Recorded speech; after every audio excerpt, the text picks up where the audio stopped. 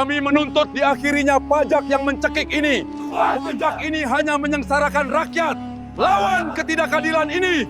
Pagi itu, Baghdad belum sepenuhnya bangun, tapi keluhan sudah lebih dulu berdiri. Di pasar, timbangan terasa lebih berat dari biasanya, bukan karena barangnya bertambah, tapi karena harga yang melonjak seperti orang kaget disiram air dingin. Pedagang sayur mengeluh sambil menghitung koin. Pembeli mengerutkan dahi sambil pura-pura lupa dompet di rumah. Pajaknya naik lagi, gumam seorang penjual kurma. Naiknya pelan-pelan, sahut pembeli, tapi jatuhnya ke leher kami. Abu Nawas berjalan menyusuri pasar dengan langkah santai. Tangannya di belakang, matanya mengamati. Ia tidak membeli apa-apa, tapi ia mencatat. Bukan di kertas, melainkan di wajah orang-orang. Wajah yang tegang, senyum yang dipaksakan, nafas yang ditahan lebih lama dari seharusnya. Di sebuah sudut, ia mendengar dua tukang roti berdebat. Kalau pajak naik, roti harus ikut naik, kata yang pertama. Kalau roti naik, orang marah, kata yang kedua. Kalau orang marah, kita yang disalahkan. Abu Nawas tersenyum tipis. Lingkaran yang rapi, gumamnya.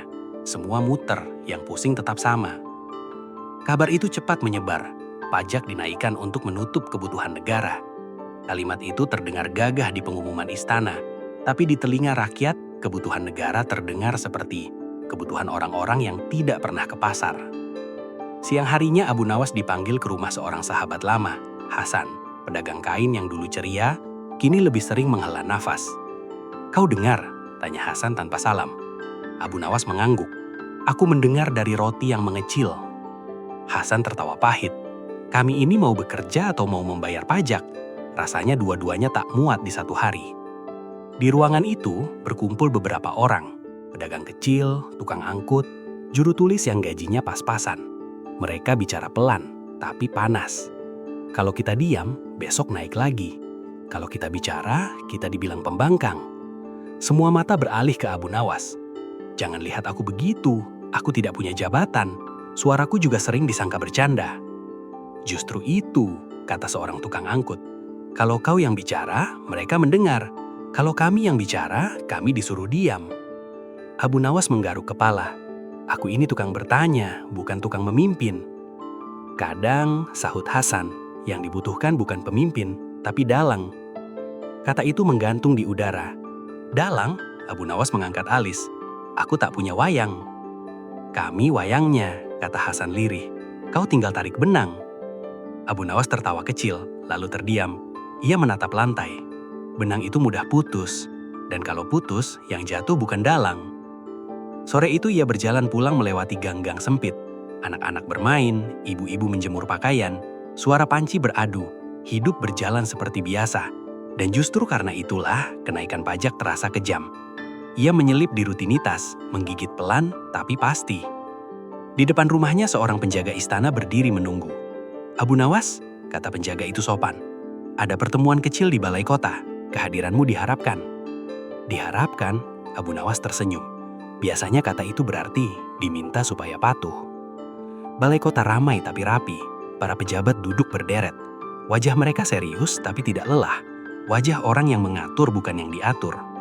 Seorang pejabat membuka pembicaraan. "Pajak dinaikkan demi kestabilan." Abu Nawas mengangguk. "Kestabilan siapa?" "Negara." "Negara itu luas," jawab Abu Nawas ringan. "Apakah termasuk dapur yang apinya sering padam?" Beberapa pejabat saling pandang. "Kami tahu rakyat mengeluh, tapi mereka harus mengerti." Abu Nawas tersenyum. Mengerti itu mudah kalau perut kenyang. Seorang pejabat mencondongkan badan. "Kami mendengar bisik-bisik, jangan sampai ada keributan." "Keributan?" ulang Abu Nawas. Biasanya muncul setelah bisikan tak didengar. Nada ruang berubah, ada ketegangan halus. "Kau tidak sedang menghasut kan?" tanya pejabat itu. Abu Nawas tertawa. "Aku bahkan sulit menghasut diriku sendiri untuk bangun pagi." Mereka tidak tertawa. Abu Nawas pulang dengan pikiran penuh. Malam turun, lampu kecil dinyalakan. Ia duduk, menuang air, dan berbicara pada dirinya sendiri. "Kalau aku diam, aku aman. Kalau aku bicara, mereka gelisah. Tapi kalau rakyat diam, besok mereka lebih berat." Ia teringat wajah tukang roti, ibu-ibu pasar, anak-anak yang berlari tanpa tahu angka pajak. Ia teringat kata Hasan, dalang. Dalang tidak terlihat, ia hanya memastikan cerita berjalan. Keesokan harinya, Abu Nawas kembali ke pasar. Kali ini ia berbicara, bukan berpidato, bukan berteriak. Ia bercanda. Pajak naik itu seperti hujan, katanya pada pedagang. Kalau bocornya kecil, ember cukup. Kalau bocornya besar, rumah perlu diperbaiki. Orang-orang tertawa, lalu berpikir. Ia berpindah lapak, berpindah bengkel, berpindah teras. Ceritanya sama, tapi kalimatnya berbeda. Tidak ada ajakan, tidak ada jadwal. Hanya pertanyaan-pertanyaan kecil yang menempel di kepala. Kalau pajak untuk kebaikan, kenapa baiknya jarang samai? Kalau dia membuat aman, kenapa aman terasa makin mahal? Sore itu kota mulai berdengung, bukan teriakan, dengung. Abu Nawas pulang dengan senyum tipis. Ia tahu benang sudah terulur, wayang belum bergerak, tapi panggung telah disiapkan oleh keadaan sendiri. Di kejauhan, istana berdiri tenang. Mereka belum sadar. Kadang, demo tidak dimulai dengan teriakan, melainkan dengan lelucon yang terlalu jujur. Pagi berikutnya, Baghdad bangun dengan suara yang sedikit berbeda. Bukan suara marah, bukan pula sorak. Lebih seperti gumam serempak. Sebuah kesepakatan tanpa tanda tangan. Di pasar, orang-orang masih menawar. Di bengkel, palu masih berdentang. Tapi di sela-sela itu, kalimat yang sama berulang dengan versi berbeda. Katanya nanti sore. Bukan demo, cuma kumpul. Kumpul saja dulu dengar-dengar. Kata demo belum diucapkan. Dan justru karena itu, ia terasa lebih dekat. Abu Nawas menyusuri jalan seperti biasa. Ia tidak membawa bendera, tidak mengenakan tanda apapun. Ia hanya membawa senyum kecil dan telinga yang terbuka. Seorang tukang angkut menyapanya. "Tuan Abu, kami mau kumpul, bukan bikin ribut." Abu Nawas mengangguk. Kalau niatnya ribut, biasanya dari awal sudah teriak. Kalau niatnya didengar, orang mulai dengan duduk. Di sudut pasar, Hasan menunggunya. Wajahnya tegang, tapi matanya menyala. "Kau sadar, Basi? Orang-orang sepakat tanpa disuruh." Abu Nawas tersenyum. "Artinya, benang itu memang sudah ada. Aku hanya menunjuk arahnya." "Kau dalangnya," kata Hasan setengah bangga, setengah takut. Abu Nawas menggeleng. Dalang itu menyusun adegan. Ini rakyat sedang menulis dialognya sendiri. Menjelang siang, pertemuan kecil terjadi di banyak tempat. Tidak satu lokasi, tapi banyak titik. Teras rumah, halaman masjid, depan bengkel. Orang-orang duduk melingkar, berbagi cerita. Tidak ada orator, tidak ada pengeras suara. Yang ada hanya kalimat sederhana. Pajaknya memberatkan. Penghasilan segini, potongannya segini. Kalau begini terus, kapan napasnya? Abu Nawas hadir di beberapa tempat, lalu pergi. Di setiap lingkaran, ia tidak bicara lama. Kalau ingin didengar, jangan mulai dengan marah. Mulailah dengan jelas. Ia mengajarkan satu hal kecil. Menuliskan keluhan dengan satu kalimat yang bisa dipahami siapapun. Tidak panjang, tidak emosional. Kalimat yang panjang mudah disalahkan, katanya. Yang pendek sulit dipelintir. Di istana, kegelisahan mulai terasa. Seorang pejabat datang tergesa. "Paduka, ada pergerakan." "Demo?" tanya atasannya. "Belum." "Bagus," jawabnya lega. "Selama belum, berarti aman." Ia salah. Sore itu, halaman balai kota dipenuhi orang. Mereka datang berkelompok kecil, duduk, menunggu. Tidak teriak, tidak membawa poster besar. Beberapa membawa kertas kecil bertuliskan keluhan pendek. Penjaga bingung, tidak ada alasan membubarkan, tidak ada keributan. Abu Nawas berdiri agak jauh, di bawah pohon. Ia tidak di tengah, ia tidak memimpin yel-yel. Ia bahkan tidak terlihat penting. Seorang ibu mendekat. "Kami harus bilang apa kalau ditanya?" Abu Nawas tersenyum. "Katakan yang kau rasakan, jangan lebih, jangan kurang." "Kalau dimarahi?" Jawab dengan tenang. Marah itu cepat capek. Seorang pejabat keluar. Ia berdeham. "Apa yang kalian inginkan?" Tidak ada teriakan. Seorang tukang roti maju. "Kami ingin pajak yang bisa kami bayarkan tanpa harus mengurangi makan." Pejabat itu terdiam. Abu Nawas menatap dari kejauhan. Ia tahu, saat seperti ini, satu kata berlebihan bisa menghancurkan semuanya. Maka, ia memilih diam. Malam turun. Orang-orang pulang dengan tertib. Tidak ada bentrokan, tidak ada drama. Tapi istana tidak bisa tidur.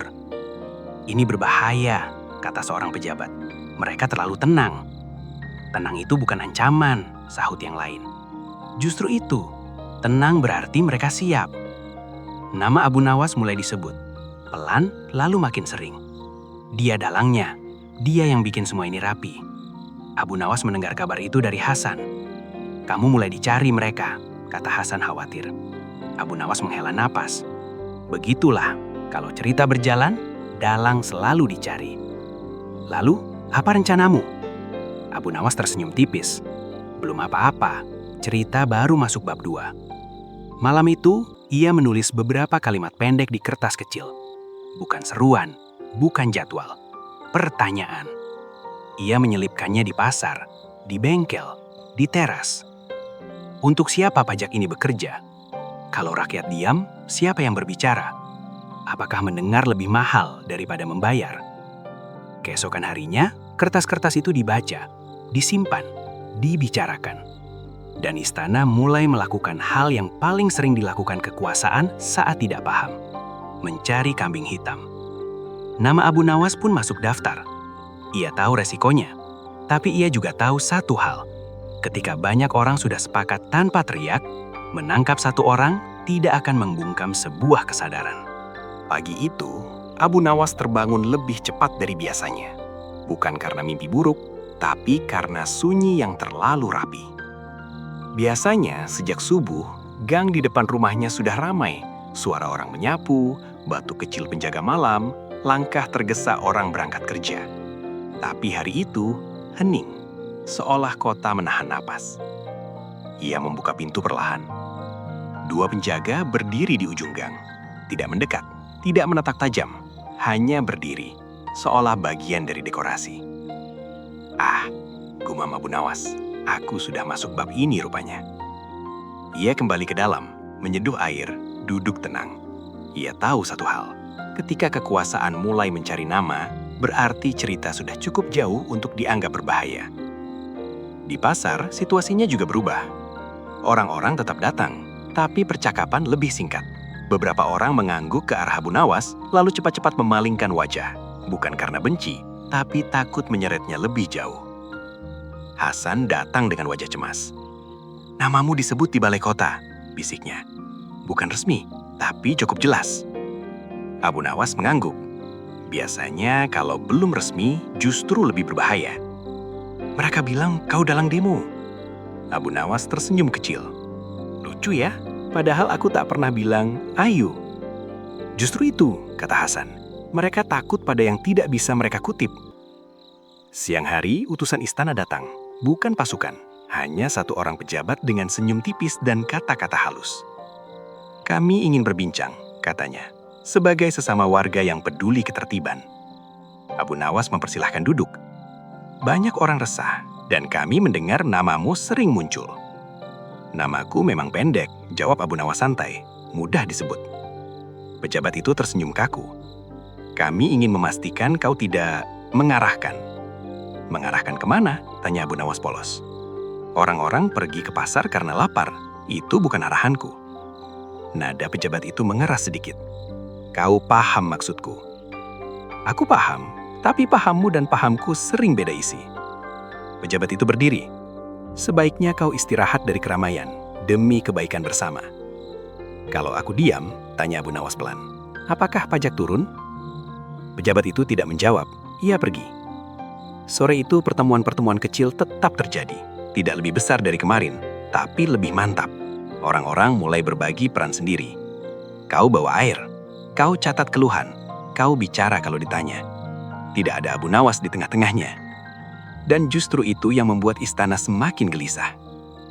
Dia menghilang, kata seorang pejabat. Cari dia. Kalau ditangkap, jangan dulu. Kita perlu bukti. Di rumahnya, Abu Nawas duduk bersama seorang pemuda, penulis muda yang dulu sering diminta membuat pengumuman. Mereka ingin kau bicara, atau diam selamanya. Abu Nawas tersenyum. Kalau aku bicara, aku dituduh. Kalau diam, aku dicurigai. Lalu, berarti aku harus muncul tanpa bicara. Pemuda itu bingung. Kau akan datang? tanyanya. Abu Nawas mengangguk, tapi bukan sebagai dalang, sebagai warga. Hari berikutnya kumpulan terbesar terjadi, masih tanpa teriak, tanpa bendera. Orang-orang berdiri, duduk, menunggu. Dan Abu Nawas datang, berjalan pelan, tanpa pengumuman. Bisik-bisik muncul. Itu dia, Abu Nawas, dalangnya. Ia berdiri di pinggir, tidak naik ke tempat tinggi, tidak membuka suara. Seorang pejabat mendekat dengan wajah tegang. Kau memimpin ini? Abu Nawas menoleh ke kerumunan. Apakah mereka menungguku bicara? Pejabat itu menoleh. Orang-orang tidak menatap Abu Nawas. Mereka saling bicara, saling menyemangati. Tidak, gumam pejabat itu. Berarti, kata Abu Nawas lembut, aku bukan pemimpin, aku hanya ikut berdiri. Pejabat itu mundur. Hari itu berakhir tanpa insiden, tapi pesan sampai. Menjelang malam, seorang penjaga lama mendekati Abu Nawas. Hati-hati, besok mereka akan bertindak. Abu Nawas mengangguk. Aku tahu. Ia pulang, duduk dan menulis satu kalimat di kertas besar. Bukan untuk disebar, untuk dirinya sendiri. Jika cerita ini membutuhkan korban agar didengar, pastikan korbannya bukan kebenaran. Ia melipat kertas itu. Di kejauhan, istana menyusun langkah. Dan Abu Nawas sadar, bab berikutnya bukan lagi tentang bisikan, melainkan tekanan. Rumor itu aneh sifatnya. Kalau dibantah, ia tumbuh. Kalau didiamkan, ia mengeras. Dan kalau dipercaya banyak orang, ia berubah jadi kenyataan.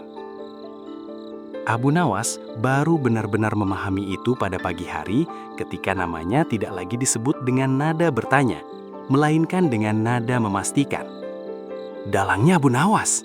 Ya, pasti dia. Kalau bukan dia, siapa lagi? Ia mendengar kalimat-kalimat itu bukan dari pejabat, tapi dari rakyat sendiri. Dari tukang roti, dari pengangkut air, dari ibu-ibu yang menawar harga gandum sambil mengeluh pajak dapur. Abu Nawas tertawa kecil di dalam hati.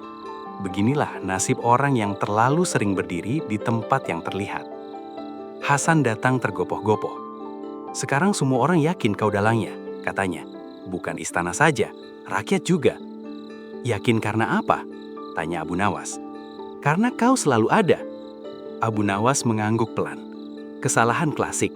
Orang mengira yang hadir paling lama adalah pemilik acara. Siang itu, pertemuan kecil berubah bentuk. Orang-orang mulai menunggu keputusan, bukan lagi berdiskusi bebas seperti hari-hari awal. Kita tunggu Abu Nawas bicara. Kata Abu Nawas bagaimana? Kalau Abu Nawas bilang maju, kita maju. Kalimat-kalimat itu membuat perut Abu Nawas terasa berat. Ia tidak pernah ingin menjadi pusat. Ia hanya ingin menjadi pengingat. Tapi, rumor sudah menempatkannya di kursi yang tidak ia pesan. Seorang pemuda berdiri dan berseru, Abu Nawas, katakan apa yang harus kami lakukan? Puluhan mata tertuju padanya. Inilah momen yang selalu ia hindari. Jika ia diam, masa bisa kehilangan arah. Jika ia bicara sembarangan, darah bisa tumpah. Jika ia menolak, rumor tetap akan menyebut namanya. Abu Nawas melangkah maju, tidak naik ke tempat tinggi, tetap sejajar. Aku tidak pernah ingin memimpin, katanya pelan, tapi terdengar jelas. Tapi rupanya namaku sudah lebih dulu dipilih. Orang-orang terdiam. Kalau begitu, lanjutnya, aku akan lakukan satu hal saja. Semua menunggu. Aku tidak akan menyuruh kalian marah. Kalian sudah cukup marah. Aku tidak akan menyuruh kalian turun ke jalan. Kalian sudah berdiri di sini. Ia menarik nafas. Aku hanya akan memastikan satu hal. Kita tidak berubah menjadi seperti yang kita lawan. Kerumunan mulai mengangguk. Beberapa tersenyum, beberapa tampak lega. Sejak saat itu, tanpa pengumuman, tanpa deklarasi resmi, Abu Nawas benar-benar menjadi dalang. Bukan karena ambisi, tapi karena keadaan memaksa. Ia mulai mengatur hal-hal kecil. Jam berkumpul agar tidak bentrok dengan waktu sholat. Jalur agar pasar tetap bisa buka. Orang-orang tua dan anak-anak dipisahkan dari barisan depan. Tidak heroik, tidak dramatis, tapi efektif. Istana mencatat semuanya. Sekarang dia benar-benar memimpin, kata seorang pejabat. Bukan dengan teriak, tapi dengan aturan. Lebih berbahaya. Malamnya, utusan datang lagi. Kali ini bukan senyum tipis. Nada mereka dingin. Kau sudah melewati batas. Abu Nawas menatap mereka tenang. Batas siapa? Negara. Negara bukan gedung. Negara adalah orang-orang yang berdiri di luar sana. Salah satu utusan mendekat. Kami bisa menghentikan ini dengan cepat. Abu Nawas mengangguk. Aku tahu, kalian selalu bisa. Lalu kenapa kau tidak berhenti? Abu Nawas terdiam sejenak, lalu berkata pelan, hampir seperti bicara pada dirinya sendiri. Karena kalau aku mundur sekarang, rumor akan tetap hidup, tanpa kendali. Mending aku di depan, supaya api ini tidak membakar rumah kita sendiri. Utusan itu terdiam. Untuk pertama kalinya, mereka ragu. Di luar, orang-orang masih duduk rapi, tidak berteriak, tidak rusuh, tapi tidak pulang. Dan istana sadar satu hal yang membuat mereka gelisah. Demo ini tidak bisa dihancurkan dengan kekerasan, karena tidak ada kerusuhan. Tidak bisa dituduh makar, karena tidak ada tuntutan menggulingkan. Yang ada hanya satu pertanyaan sederhana yang terus berputar. Pajak ini untuk siapa? Abu Nawas pulang larut malam. Duduk sendiri, lelah, tapi pikirannya jernih. Ia menulis satu kalimat di dinding rumahnya dengan arang. Aku tidak memilih menjadi dalang, tapi jika rumor menjadikanku satu, maka tugasku adalah memastikan ceritanya tidak berakhir tragis. Di kejauhan, lonceng istana berbunyi, tanda rapat darurat. Bab ini telah mengubah segalanya, dan Abu Nawas tahu. Pagi itu, alun-alun seperti nafas yang ditahan terlalu lama. Bukan karena sunyi, justru karena terlalu tertib. Orang-orang berdiri berlapis, membawa kardus bekas, kain lusuh dan papan kayu yang ditulisi dengan huruf seadanya. Tidak ada makian, tidak ada lemparan batu. Yang terdengar hanya gumam, batu kecil dan desah kesabaran yang diuji. Abu Nawas berjalan menyusuri barisan. Tangannya terlipat di belakang punggung. Langkahnya santai, wajahnya seperti orang yang sedang mencari warung kopi, bukan memimpin demo. Air minum cukup? Tanyanya pada seorang ibu. Cukup tuan, ini malah berlebih, jawab si ibu sambil tersenyum. Abu Nawas mengangguk. Bagus, jangan sampai kita haus lalu marah karena haus, bukan karena pajak. Beberapa orang tertawa kecil. Di sudut lain, para penjaga istana berdiri kaku. Mereka kebingungan. Tidak ada alasan untuk membubarkan. Tidak ada celah untuk memancing keributan. Seorang perwira berbisik. Ini bukan demo. Ini piknik yang serius. Justru itu masalahnya, jawab atasannya. Yang serius tanpa marah lebih sulit dikalahkan.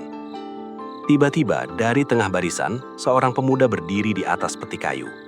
Wajahnya bersemangat, suaranya lantang. Saudara-saudara! Semua menoleh. Abu Nawas ikut berhenti. Kita di sini bukan untuk ribut. Kita di sini untuk didengar. Orang-orang mengangguk. Pemuda itu menarik nafas. Lalu, entah dari mana keberaniannya muncul, ia berteriak. Dan kalau suara kita mau jauh sampai, jangan lupa subscribe Amerta Hikmah. Sejenak, hening. Lalu tawa pecah seperti genteng jatuh satu-satu. Ada yang terbahak, ada yang geleng-geleng kepala, ada yang bertepuk tangan tanpa tahu kenapa. Abu Nawas menutup wajahnya sebentar, menahan senyum. Ia mendekati pemuda itu. Nah, katanya pelan tapi jelas. Ini demo, bukan pasar malam. Pemuda itu nyengir. Maaf tuan, kebiasaan. Abu Nawas menepuk bahunya. Tidak apa, asal jangan teriak harga promo. Tawa kembali merebak. Ketegangan mencair. Dan justru disitulah kekuatan demo itu terasa. Manusiawi. Dari balkon istana, para pejabat menyaksikan dengan rahang mengkeras. Sekarang mereka menertawakan kita, kata seorang menteri. Bukan. Mereka menertawakan keadaan. Itu lebih berbahaya. Raja memanggil Abu Nawas. Bukan dengan surat resmi. Bukan dengan pasukan. Hanya seorang utusan dengan wajah lelah. Baginda ingin bicara, sekarang. Abu Nawas menoleh ke barisan. Ia mengangkat tangan. Aku akan ke istana. Kalian tetap di sini. Duduk, minum, jangan terprovokasi. Kalau tuan tidak kembali, teriak seseorang. Abu Nawas tersenyum. Kalau aku tidak kembali, berarti pajaknya sudah turun. Tawa kecil mengiringinya pergi. Di ruang pertemuan, udara lebih pengap dari alun-alun. Raja duduk diam, para menteri berjejer seperti patung yang salah pahatan. Kau membuat kami tampak lemah, kata raja akhirnya. Ampun Baginda, aku hanya memastikan rakyat tidak tampak lapar. Kau tahu ini bisa berakhir buruk? Aku tahu, karena itu aku ada di depan, bukan bersembunyi. Raja menatapnya lama. Apa maumu? Abu Nawas tidak jawab cepat. Ia memilih jujur. Aku tidak mau apa-apa. Aku hanya ingin pajak dijelaskan. Untuk apa, sampai kapan, dan kenapa rakyat kecil yang pertama merasakannya. Sunyi. Seorang menteri berbisik. Kalau kita mengalah sekarang, kita bukan mengalah, kita mendengar, jawab Abu Nawas lembut. Raja memejamkan mata. Lama, lalu berkata pelan. Beri aku waktu. Rakyat sudah memberi waktu bertahun-tahun. Hari ini mereka hanya duduk menagih janji. Di luar, demo tetap tertib. Seseorang membagikan roti. Anak kecil tertidur di pangkuan ibunya. Seorang kakek mengajari kucunannya menulis kata adil. Istana mulai gelisah. Karena untuk pertama kalinya, tekanan datang bukan dari teriakan, melainkan dari ketenangan yang menolak pulang. Dan Abu Nawas tahu, waktu punya kebiasaan aneh di istana. Ia berjalan lambat ketika dibutuhkan dan berlari kencang saat ingin dihindari. Pagi itu, matahari sudah tinggi, tetapi keputusan belum turun. Sementara itu, di alun-alun, rakyat masih bertahan. Tidak berteriak, tidak menuntut dengan keras. Mereka hanya hadir, dan kehadiran itu semakin berat dirasakan istana. Abu Nawas kembali dari pertemuan malam tadi tanpa pengumuman apapun. Ia berdiri di pinggir barisan, memperhatikan wajah-wajah lelah yang masih menyisakan harapan. "Bagaimana, Tuan?" tanya Hasan. Suaranya nyaris berbisik. Abu Nawas mengangkat bahu. Istana sedang menghitung. Biasanya hitungan mereka panjang kalau uang yang dibicarakan. Hasan menghela napas. Dan kalau hitungan itu selesai? Entah rakyat yang lelah lebih dulu atau nurani yang bangun. Di dalam istana, para menteri berdebat tanpa arah. Setiap usulan terasa seperti menggeser batu besar dengan sendok. "Kita umumkan penundaan," kata satu. "Itu terlihat lemah." "Kita kerahkan pasukan," kata yang lain. "Itu berbahaya." Seorang menteri tua yang selama ini lebih sering diam akhirnya bicara. "Masalah kita bukan Abu Nawas." Semua menoleh. "Masalah kita adalah kita sudah terlalu lama tidak mendengar. Sekarang, begitu ada yang bicara dengan tenang, kita panik." Raja mendengarkan, wajahnya sulit ditebak. "Kalau kita tidak bertindak hari ini, besok akan lebih ramai." "Justru karena itu," jawab menteri tua, "hari ini kita harus bertindak benar." Sementara itu, rumor baru beredar di alun-alun. Ada yang bilang Abu Nawas akan ditangkap. Ada yang bilang demo akan dibubarkan sore ini. Kabar itu berputar cepat seperti angin yang sengaja ditiup. Beberapa orang mulai gelisah. Abu Nawas naik ke peti kain yang sama. Tidak berteriak, tidak mengangkat tangan tinggi-tinggi. "Dengar," katanya. "Kalau ada yang bilang aku akan ditangkap, jangan panik." "Kalau Tuan ditangkap?" tanya seorang perempuan.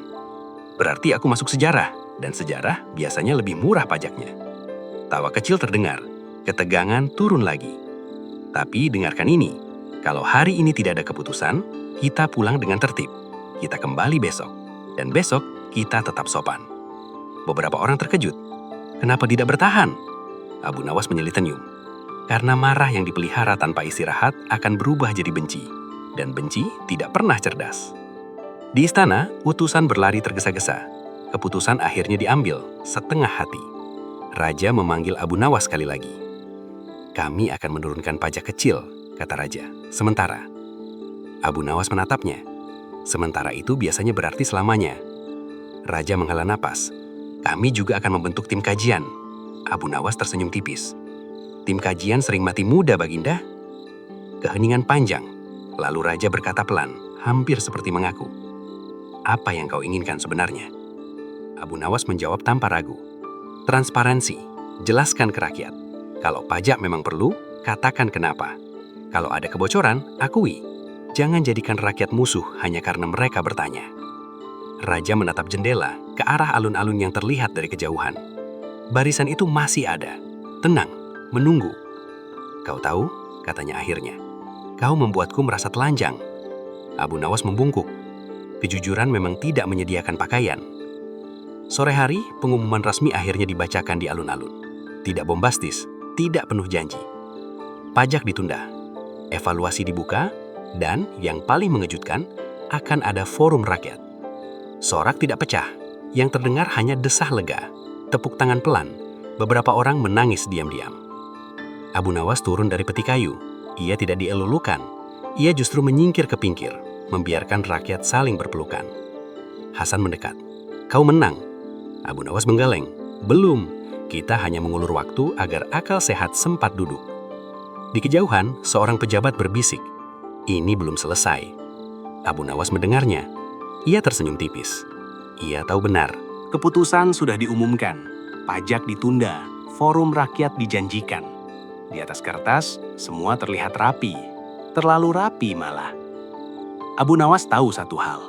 Kalau sebuah masalah tiba-tiba terlihat selesai, biasanya ia hanya berganti pakaian. Pagi setelah demo bubar, alun-alun kembali lengang. Tinggal sisa-sisa, kardus yang dilipat, tali yang disimpan, dan jejak kaki yang samar, seperti ingatan yang pelan-pelan ingin dihapus. Orang-orang pulang dengan senyum, kata Hasan sambil menyapu sisa debu. "Itu pertanda baik kan?" Abu Nawas mengangguk. "Iya, tapi senyum setelah lelah itu bukan tanda puas, itu tanda berharap." Di istana, suasana justru berbeda. Para pejabat bergerak cepat, terlalu cepat. Rapat demi rapat digelar, notulensi menumpuk. Istilah-istilah baru bermunculan. Forum partisipatif terbuka, dialog progresif, pendekatan humanis. Abu Nawas mendengar semuanya sambil menyeruput teh. Kalau terlalu banyak kata manis, gumamnya, biasanya untuk menutupi rasa pahit. Ia diundang ke rapat persiapan forum rakyat. Ruangannya besar, mejanya panjang, kursinya empuk. Terlalu empuk untuk membahas rakyat kecil. Seorang pejabat muda membuka pembicaraan. "Forum ini penting untuk citra, maksud saya kepercayaan publik." Abu Nawas mengangkat alis.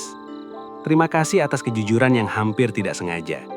Beberapa orang tersenyum kaku. "Rakyat akan diundang," lanjut pejabat itu, "tentu dengan seleksi." "Seleksi apa?" tanya Abu Nawas. "Yang konstruktif." Abu Nawas menyesap teh. Kalau yang lapar dianggap tidak konstruktif, jangan heran kalau nanti yang bicara hanya perut kenyang. Ruangan hening. Seorang menteri senior berdehem. "Kami ingin forum ini tertib." "Tertib itu baik," jawab Abu Nawas, "asal bukan tertib versi satu arah." Hari-hari berikutnya, niat mulai terbaca dari tindakan kecil. Undangan forum lebih dulu sampai ke pedagang besar. Wakil buruh diminta menunggu. Petani disarankan mengirim perwakilan, tapi ongkosnya tanggung sendiri. Abu Nawas mencatat semuanya. Tidak protes, tidak ribut. Ia tahu, niat paling jujur terlihat saat orang tidak merasa diawasi. Di luar istana, rumor baru berembus. Katanya Abu Nawas sudah dibeli, katanya ia kini bagian dari mereka. Hasan datang dengan wajah kesal. "Mereka bilang kau berubah." Abu Nawas tersenyum tenang. Orang yang tidak mendapat apa-apa dari perubahan selalu curiga pada yang bertahan di tengah. Malam itu Abu Nawas menulis beberapa pertanyaan di kertas kecil. Bukan tuntutan, pertanyaan. Siapa saja yang diundang forum? Siapa yang tidak? Siapa yang bicara paling lama? Siapa yang diminta singkat? Pertanyaan-pertanyaan itu ia simpan di saku. Hari forum tiba. Aula istana penuh. Spanduk digantung. Pidato disiapkan, tetuk tangan sudah dilatih. Ketika sesi tanya jawab dibuka, Abu Nawas tidak langsung bicara. Ia menunggu. Seorang pedagang besar bicara panjang, diberi waktu. Seorang akademisi bicara rumit, dipuji. Seorang buruh berdiri, dipotong. "Mohon singkat," kata moderator. Abu Nawas akhirnya berdiri. "Saya hanya mau bertanya," katanya ringan. "Apakah mikrofon ini punya sensor kelas sosial?" Beberapa orang tertawa kecil. Moderator tersenyum kaku. "Saya perhatikan," lanjut Abu Nawas, "yang bajunya rapi diberi waktu panjang, yang bajunya kerja diminta singkat. Mungkin mikrofon kita perlu kalibrasi." Raja yang hadir mengkerutkan kening. Para menteri saling pandang. Abu Nawas melanjutkan, "Kalau forum ini sungguh ingin mendengar, biarkan yang jarang bicara lebih lama. Mereka sudah singkat seumur hidup." Tepuk tangan pelan terdengar, bukan meriah tapi jujur. Forum hari itu berakhir tanpa skandal, tapi juga tanpa kelegaan. Banyak janji diulang, sedikit yang konkret. Di luar aula, seorang pejabat berbisik kesal. Dia mengganggu rencana. Pejabat lain menjawab, "Justru itu masalahnya, rencana kita tidak tahan diganggu." Abu Nawas berjalan pulang sore itu dengan langkah santai. Ia tahu sekarang satu hal penting. Demo boleh bubar, pajak boleh ditunda, forum boleh digelar, tapi niat itulah yang sedang diuji. Ada jenis keputusan yang terlihat adil di permukaan, tapi kalau disentuh sedikit saja, terasa miring. Bukan salah ke kanan atau ke kiri, melainkan salah ke atas. Itulah yang Abu Nawas rasakan ketika keputusan awal forum rakyat diumumkan. Pajak ditunda 3 bulan, kata juru bicara istana dengan suara resmi. Selama masa itu akan dilakukan kajian mendalam. Rakyat mendengarkan, mengangguk, sebagian lega, sebagian lagi bingung. Abu Nawas tidak langsung bereaksi. Ia menunggu kalimat lanjutan. Dan benar saja. Namun, lanjut juru bicara itu. Untuk menjaga stabilitas, beberapa tarif khusus akan tetap diberlakukan pada sektor-sektor tertentu. Abu Nawas menoleh ke Hasan. Terjemahannya, Hasan berbisik, yang kuat aman, yang kecil tetap kena. Di pasar, keputusan itu dibaca dengan cepat, bukan lewat surat resmi, tapi lewat harga yang tiba-tiba naik pelan-pelan. Pedagang kecil mengeluh, petani menghela napas, buruh kembali menghitung hari. Katanya ditunda, ujar seorang ibu pada Abu Nawas. Tapi kenapa beras naik? Abu Nawas menjawab pelan. Karena pajak yang ditunda di kertas sering tetap berjalan di kaki. Rumor baru muncul. Kali ini lebih tajam. Forum cuma sandiwara, demo cuma ditenangkan. Abu Nawas dipakai lalu dibuang. Kata-kata itu sampai ke telinganya seperti hujan kecil yang tak berhenti. Tidak menyakitkan, tapi melelahkan. Hasan terlihat gusar. Mereka mulai kehilangan percaya. Abu Nawas mengangguk. Wajar, keputusan setengah hati itu lebih berbahaya dari keputusan buruk. Ia memutuskan untuk tidak berbicara di alun-alun, tidak mengumpulkan massa, tidak membuat pernyataan besar. Sebaliknya, ia berjalan. Ia datang ke pasar subuh, ke dermaga, ke ladang, mendengar cerita yang sama dengan versi berbeda. Yang naik bukan pajaknya, kata seorang pedagang ikan pahit. Yang naik rasa tidak dianggap. Malamnya, Abu Nawas kembali ke istana, tanpa undangan. Penjaga mengenalnya, membiarkan masuk. Di ruang rapat kecil, beberapa menteri terkejut melihatnya. Kami tidak menjadwalkan pertemuan, kata seorang. Aku juga tidak menjadwalkan kekecewaan rakyat, jawab Abu Nawas tenang. Ia mengeluarkan kertas kecil dari sakunya. Daftar pertanyaan lama, kini bertambah catatan. Kalian bilang forum untuk mendengar, tapi keputusan ini sudah disiapkan sebelum forum dimulai, bukan? Tidak ada yang langsung menjawab. Yang kalian lakukan lanjutnya, bukan menunda pajak, kalian menunda kemarahan, sambil berharap rakyat lupa. Seorang menteri mementak, hati-hati bicara. Aku sangat hati-hati, karena yang tidak hati-hati itu kebijakan kalian. Raja akhirnya bicara, apa maumu sekarang? Abu Nawas tidak meninggikan suara. Sederhana, jika pajak ditunda, tunda untuk semua. Jika perlu uang, jelaskan kebocorannya. Jangan minta rakyat berhemat sementara istana tetap pesta kata. Raja terdiam lama, lalu berkata, kau membuat segalanya terlihat hitam putih. Tidak, jawab Abu Nawas. Rakyat yang membuatnya jelas. Aku hanya membaca. Keesokan harinya, keputusan baru keluar. Revisi kecil tapi bermakna. Beberapa tarif khusus dicabut, subsidi kecil diumumkan, dan yang paling penting, jadwal dialog lanjutan dipastikan dengan peserta yang berbeda. Istana menyebutnya penyesuaian, rakyat menyebutnya didengar, meski belum sepenuhnya. Namun, bagi Abu Nawas, ini belum selesai. Karena ia tahu keputusan yang tidak netral selalu meninggalkan jejak, dan jejak itu mengarah ke satu hal yang mulai tercium. Ada yang bermain di belakang meja. Kebijakan memang dibuat di atas meja, tapi keuntungan sering disembunyikan di bawahnya. Abu Nawas mulai mencium aroma itu sejak keputusan direvisi. Bukan dari pernyataan resmi, melainkan dari perubahan kecil yang aneh. Beberapa orang terlihat terlalu tenang, terlalu cepat beradaptasi, seolah sudah tahu hasil akhirnya sejak awal. Ia memperhatikan satu nama yang sering muncul dalam bisik-bisik pasar, Salim Al-Qasir. Pedagang besar, penyandang dana banyak proyek. Wajahnya sering muncul di jamuan istana, tapi jarang terlihat di forum rakyat. Orang itu tidak pernah rugi, kata seorang pedagang kecil pada Abu Nawas. Apapun kebijakannya. Abu Nawas tersenyum tipis. Orang seperti itu bukan pandai berdagang, ia pandai berteman. Ia mulai menyusun potongan cerita, bukan dengan menyelidiki secara terang-terangan, tapi dengan bertanya hal-hal sepele. Kapan terakhir pajak ini mengganggu bisnismu? Siapa yang paling cepat dapat surat keringanan? Kenapa gudangmu selalu aman saat yang lain diperiksa? Jawabannya tidak pernah langsung, tapi pola itu muncul pelan-pelan. Sementara itu, di istana, Salim Al-Qasir terlihat mondar-mandir dengan percaya diri. Ia bercanda dengan menteri, menepuk bahu penjaga, tertawa keras. Dia pikir semua sudah selesai, bisik Hasan. Orang yang terlalu cepat santai biasanya lupa menutup pintu. Kesempatan datang tanpa direncanakan. Jamuan kecil digelar untuk menyambut stabilitas. Abu Nawas diundang, mungkin karena dianggap sudah jinak. Ia datang dengan pakaian sederhana, duduk di pinggir, mendengar. Salim Al-Qasir bicara lantang. Demo itu pelajaran penting, rakyat memang perlu ditenangkan. Abu Nawas menyelah dengan senyum. Menarik, ditenangkan dengan penjelasan atau dengan penundaan. Salim tertawa, yang penting tenang. Abu Nawas mengangguk. Benar, tapi tenang yang dipaksa sering bangun dengan marah. Beberapa tamu terdiam. Abu Nawas melanjutkan santai. Aku penasaran, saat pajak diumumkan, gudangmu tidak sempat diperiksa. Padahal yang lain, Salim memotong cepat. Prosedur. Kata Abu Nawas.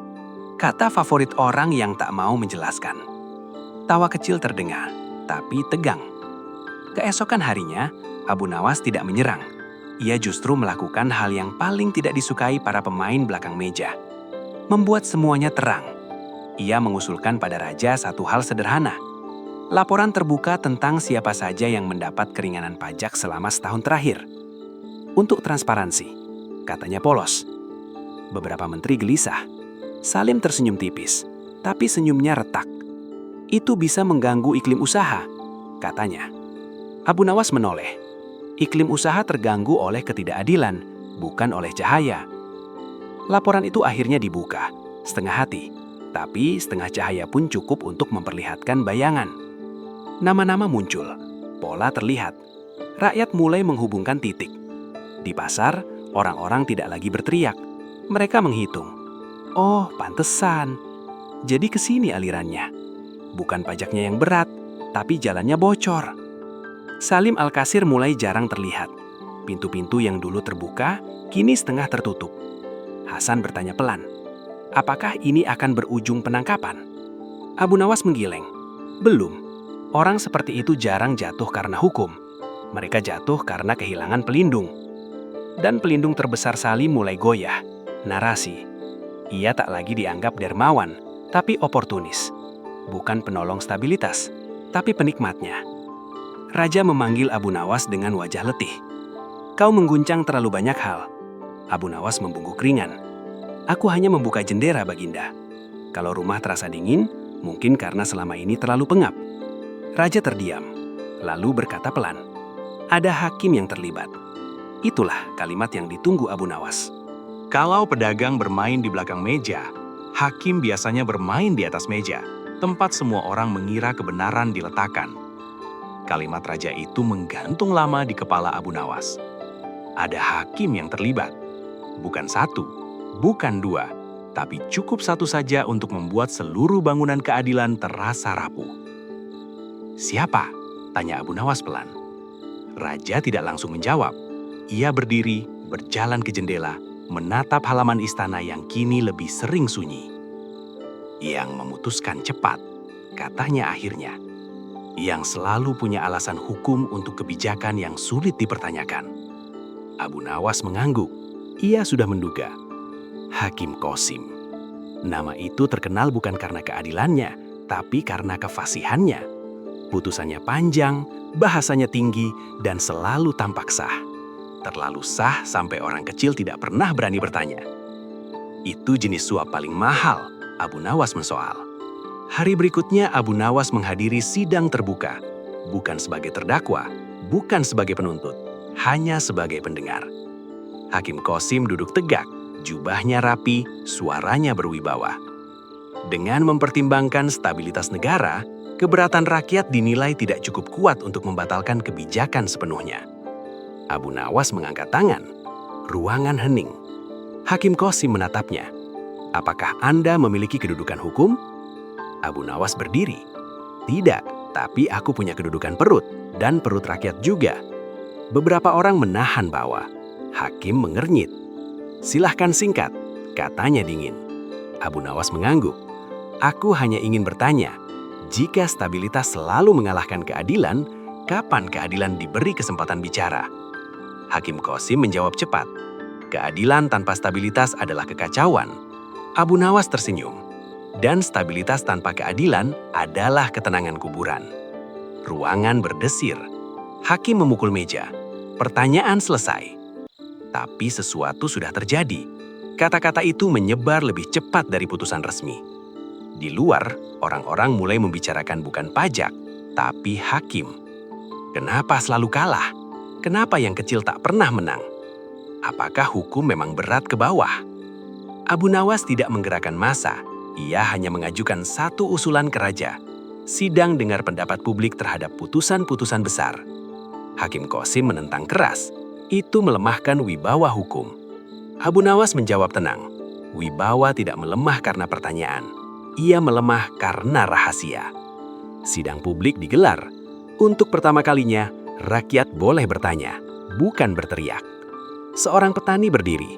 Aku kalah sengketa karena suratku dianggap kurang sah, tapi lawanku tidak punya surat sama sekali. Hakim Qasim menjawab berputar. Panjang, indah, tapi kosong. Abu Nawas tidak menyerang. Ia hanya mengulang pertanyaan petani itu dengan bahasa sederhana. Yang satu kurang kertas, yang satu tidak punya. Kenapa yang tidak punya menang? Hakim terdiam sepersekian detik. Cukup lama untuk dilihat semua orang. 1 detik itu lebih merusak daripada 1000 teriakan. Sejak hari itu, meja hakim tidak lagi tampak bersih. Retaknya halus, tapi nyata. Dan Abu Nawas tahu. Tidak ada yang lebih menakutkan bagi orang berkuasa selain cermin. Bukan cermin kaca, melainkan cermin pertanyaan. Sejak sidang dengar pendapat itu, Hakim Qasim berubah. Ia tetap datang tepat waktu, tetap mengenakan jubah rapi, tetap berbicara dengan bahasa tinggi. Tapi ada satu yang hilang. Ketenangan yang dulu seperti dinding batu. Setiap kali ia membuka sidang, matanya kini lebih sering menyapu ruangan. Seolah-olah mencari siapa yang akan bertanya dengan cara yang terlalu sederhana untuk ditangkis. Abu Nawas tidak selalu hadir. Justru itu yang membuat hakim gelisah. Dia akan datang, bisik seorang panitera. Lebih menakutkan kalau tidak, jawab yang lain. Rakyat mulai berani. Bukan berani marah, berani bertanya. Yang mulia, kata seorang tukang kayu. Kalau hukum itu lurus, kenapa jalannya berliku? Pertanyaan itu terdengar polos. Tapi ruangan terasa miring. Hakim Qasim menjawab panjang tentang prosedur, tentang jurisprudensi, tentang asas. Abu Nawas yang duduk di belakang hanya berkomentar pelan, cukup terdengar orang di sekitarnya. Kalau jawabannya lebih panjang dari masalahnya, biasanya karena jawabannya tidak mau ketemu inti. Bisik-bisik menyebar. Istana tidak bisa lagi menutup mata. Raja memanggil Dewan Etik, lembaga yang biasanya tidur panjang dan bangun hanya saat ada suara keras dari luar. Kita perlu klarifikasi, kata Raja. Bukan untuk menghukum, untuk menenangkan. Abu Nawas mengangguk. Keadilan yang takut klarifikasi bukan keadilan. Itu hanya kebiasaan. Hakim Qasim dipanggil. Ia datang dengan penuh keyakinan, atau setidaknya berpura-pura. Aku tidak melanggar hukum, katanya tegas. Semua putusanku sah. Tidak ada yang bilang tidak sah, jawab Abu Nawas tenang. Kami hanya ingin tahu, adil atau tidak? Hakim Qasim tertawa kecil. Adil itu subjektif. Abu Nawas tersenyum. Lapar juga subjektif, tapi coba tidak makan 3 hari. Ruangan terdiam. Dewan Etik mulai mengajukan pertanyaan. Tidak teknis, tidak menjebak. Justru itu yang membuat Hakim Qasim kesulitan. Kenapa vonis untuk kasus serupa bisa berbeda? Kenapa selalu pihak lemah yang kalah tipis? Kenapa pertimbangan stabilitas selalu muncul saat rakyat kecil menggugat? Hakim menjawab satu persatu. Tapi semakin ia bicara, semakin jelas polanya. Abu Nawas tidak menyerang. Ia hanya menyusun ulang jawaban hakim dengan bahasa pasar. Jadi intinya, katanya pelan, kalau yang kuat terganggu, itu krisis. Kalau yang lemah terganggu, itu prosedur. Beberapa anggota Dewan Etik saling pandang. Hakim Kasim mulai kehilangan kesabaran. Ini pengadilan atau pasar? Abu Nawas menoleh. Keadilan itu harus bisa hidup di dua-duanya. Kalau hanya nyaman di ruang ini, berarti ia terlalu rapuh. Di luar, kabar sidang menyebar. Tidak ada demo besar, tidak ada teriakan. Orang-orang hanya berkumpul kecil, mendengar kabar, lalu saling mengangguk. Pantas. Oh begitu. Baru sekarang kelihatan. Dewan Etik menutup sidang dengan keputusan sementara. Hakim Kasim dinonaktifkan sambil menunggu penyelidikan lanjutan. Tidak ada sorak, tidak ada euforia. Hanya satu desah lega yang panjang. Hakim Kasim berdiri, wajahnya pucat. Untuk pertama kalinya, ia tidak bicara. Saat ia melewati Abu Nawas, ia berhenti sejenak. "Kau tidak menjatuhkanku," katanya pelan. "Benar, kau hanya terlalu lama berdiri di atas pertanyaan yang kau larang orang lain ajukan." Hakim pergi tanpa menoleh lagi. Malam itu Abu Nawas duduk sendiri di rumahnya, menyeduh teh yang sudah dingin. Hasan datang membawa kabar. Rakyat bertanya, apakah ini akhir? Abu Nawas tersenyum kecil. Akhir itu jarang ada, yang ada jeda. Ia menatap lampu minyak yang bergetar. "Besok," katanya pelan, "kita akan tahu apakah istana belajar atau hanya mengganti wajah." Pagi setelah Hakim Qasim dinonaktifkan, kota tidak berubah drastis. Tidak ada lonceng kemenangan, tidak ada arak-arakan, pasar tetap buka, pajak belum sepenuhnya dicabut, dan hidup, seperti biasa, terus berjalan. Justru disitulah Abu Nawas tahu, ini bukan kemenangan palsu, karena perubahan yang sungguh-sungguh jarang datang dengan teriakan, ia datang dengan kebiasaan baru. Istana bergerak pelan, tapi kali ini tidak sepenuhnya sembunyi-sembunyi. Beberapa sidang ditunda untuk ditinjau ulang. Hakim pengganti ditunjuk, bukan yang paling senior, tapi yang paling sedikit keluhannya dari rakyat.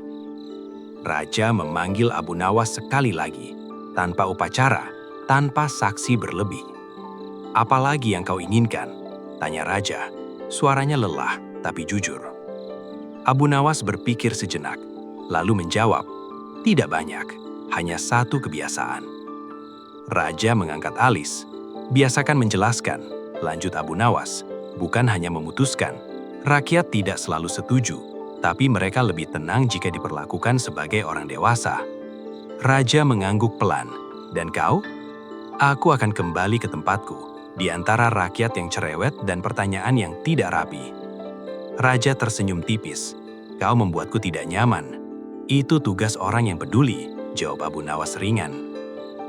Forum rakyat berikutnya digelar tanpa spanduk besar, tanpa pidato panjang. Orang-orang bicara bergantian, tidak semuanya didengar penuh, tapi tidak ada yang dipotong kasar.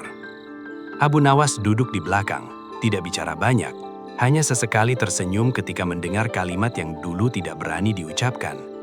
"Kenapa begini? Bolehkah begitu? Kalau kami rugi, siapa yang bertanggung jawab?" Pertanyaan-pertanyaan itu kini tidak lagi dianggap ancaman, hanya tanda hidup. Di pasar, harga belum turun sepenuhnya, tapi pedagang kecil tidak lagi takut bertanya.